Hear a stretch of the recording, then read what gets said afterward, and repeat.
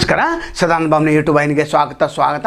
ಬೆಳಗಾವಿ ಅಬಕಾರಿ ಇಲಾಖೆಯಲ್ಲಿ ಭ್ರಷ್ಟ ಅಧಿಕಾರಿ ಮಂಜುನಾಥನ ಹತ್ತಿರ ಕೋಟಿ ಹಣ ಇದೆ. ಇಡಿ ಅವರು ಯಾಕೆ ಗಮನಿಸ್ತಾ ಇಲ್ಲ? ಲೋಕಾಯುಕ್ತರು ಈಗಾಗಲೇ ಒಂದು ಸಲ ರೇಡ್ ಮಾಡಿ ಜೈಲಿಗೆ ಕಳಿಸಿದ್ರು, ಮತ್ತು ಬಂದು ಸುಧಾರಿಸ್ತಾರಂತ ತಿಳ್ಕೊಂಡಿದ್ರು. ಇಲ್ಲವೇ ಇಲ್ಲ, ಅದೇ ಭ್ರಷ್ಟಾಚಾರದಲ್ಲಿ ಮುಂದುವರಿತಾ ಇದ್ದಾರೆ. ವಿದೇಶದಲ್ಲಿ ಒಂದು ಗ್ಲಾಸ್ ಫ್ಯಾಕ್ಟ್ರಿ ತಾವು ಹೇಳಿದ್ದೇವೆ, ಫೇಸ್ಬುಕ್ದಲ್ಲಿ 2 ವಿಡಿಯೋ ಮಾಡಿದ್ದೇವೆ. ಇಂದಿಗೂ ಕೂಡ ಸರ್ಕಾರದ ಗಮನಕ್ಕೆ ಬಂದಿಲ್ಲ. ತಿಮ್ಮಾಪುರ ಅವರೇ, ನೀವು ಕೂಡ ಭ್ರಷ್ಟಾಚಾರದಲ್ಲಿ ಶಾಮೀಲಾಗಿದ್ದೀರಿ, ಏನೇನು ಕ್ಲೀನ್ ಚಿಟ್ ಕೊಡ್ತಾ ಇದ್ದೀರಿ. ಆದರೆ ಮಂಜುನಾಥಿಗೆ ಕ್ಲೀನ್ ಚಿಟ್ ಸರ್ಕಾರ ಕೊಟ್ಟಿದೆ ಅಂತ ನಾವು ಕೇಳ್ತೇವೆ, ಮುಖ್ಯಮಂತ್ರಿ ಕೇಳ್ತೇವೆ, ಸತೀಶ್ ಜಾರಕಿಹೊಳಿ ಕೇಳ್ತೇವೆ, ಉಸ್ತುವಾರಿ ಮಂತ್ರಿಗಳು ಕೇಳ್ತೇವೆ. ಇಂಥ ಭ್ರಷ್ಟ ಅಧಿಕಾರಿನ ಇಟ್ಕೊಂಡು ನೀವು ಯಾವ ಸಾಧನೆಯನ್ನು ಮಾಡ್ತಾಯಿದ್ದೀರಿ? ಸರ್ಕಾರದ ರಾಜಸ್ವನ ಹಗಲಿ ಲೂಟಿ ಮಾಡ್ತಾಯಿದ್ದಾರೆ ಇವರು. ಮತ್ತು MSIL ಗೋಕಾಕ್ ಮತ್ತು ಅರಮಾವಿಗೆ ಹೆಚ್ಚು ಪ್ರಮಾಣದಲ್ಲಿ ಕೊಡ್ತಾ ಇದ್ದಾರೆ. ಇದು ಅಲ್ಲದೆ ಪ್ರತಿಯೊಂದು CL7 CL2 ಪ್ರತಿಯೊಂದು ಫೈಲ್ಗೆ ಇಂತಿಷ್ಟು ಹಣ ಇಡಲೇಬೇಕು.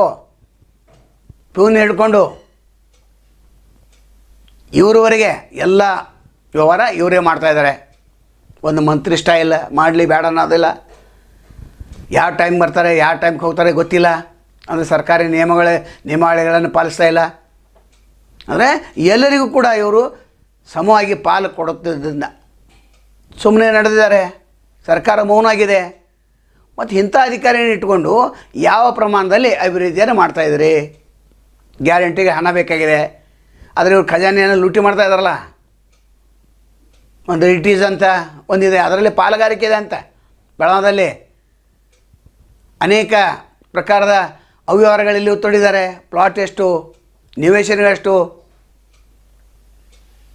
ಏನಾದರೂ ಸರ್ಕಾರ ತನಿಖೆ ಮಾಡ್ತಾ ಇದ್ದಾರಾ? ಇಡಿ ಅವರು ಸ್ವಯಂ ದೂರು ದಾಖಲಿಸ್ಕೊಳ್ಬೋದು, ಅಥವಾ ಲೋಕಾಯುಕ್ತರು ಸ್ವಯಂ ದೂರು ದಾಖಲಿಸ್ಕೊಳ್ಬೋದು.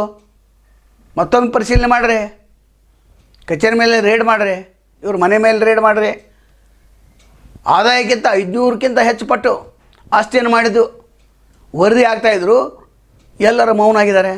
TV ಅವರು, ದಿನಪತ್ರಿಕೆ ಅವರು ತಮಗೇನು ಬರ್ತೈತೆ ಅದನ್ನು ಪಾಲ ತೆಗೆದುಕೊಂಡು ಸುಮ್ಮನೆ ಇದ್ದಾರೆ. ಮತ್ತು ಕೆಳ ಹಂತದ ಅಧಿಕಾರಿಗಳು ಪಾಪ ದೊಡ್ಡ ಸಾಹೇಬ್ರು ಏನು ಹೇಳ್ತಾರೆ ಅದೇ ಫೈನಲ್ ಅಂತ ಸುಮ್ಮನೆ ಕೂತಿದ್ದಾರೆ. ಉತ್ತರ ವಲಯದ DC ಆಗಲಿ ಅಥವಾ ದಕ್ಷಿಣ ವಲಯದ DC, ಅಬಕಾರಿ DC ಅವರು ಕೂಡ ನಾಮಕಾವಸ್ಥೆ ಇದ್ದಾರೆ. ನಂತರ ಕಚೇರಿ ಅಧೀಕ್ಷಕರು ಅವರು ಪಾಪ ಮತ್ತು ರೇಡ್ ಆದಾಗ ಇವರು ನಾನು ರೇಡ್ ಮಾಡಿಸಿರ ಅಂತ ಹೇಳೋದು. ರೇಡ್ ಮಾಡೋರು DCಗಳು, ಹೆಸರು ಮಾತ್ರ ಮಂಜುನಾಥದ್ದು.